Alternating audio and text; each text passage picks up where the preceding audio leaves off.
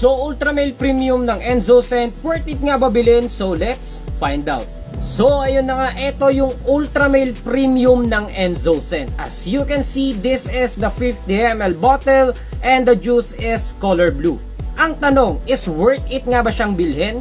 For me, it's a yes. No, ang rate ko dito is 9 out of 10 since na full wear ko na siya many times ngayong rainy season, ay talaga namang napakasawabe nito. When it comes sa kanyang projection, ay performing talaga to.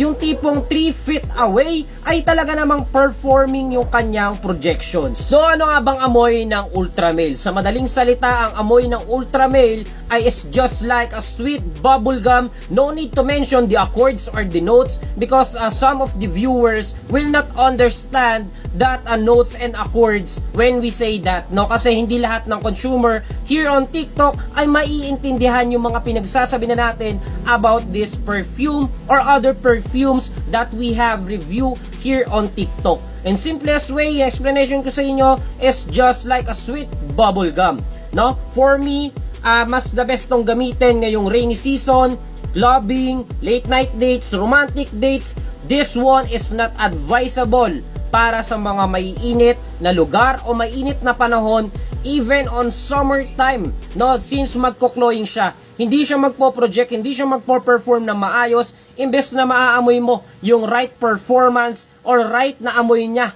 ay hindi mangyayari kapag winer mo to ng mainit yung panahon. So yeah, that's it. This is the Enzo Scent Ultra Male Premium.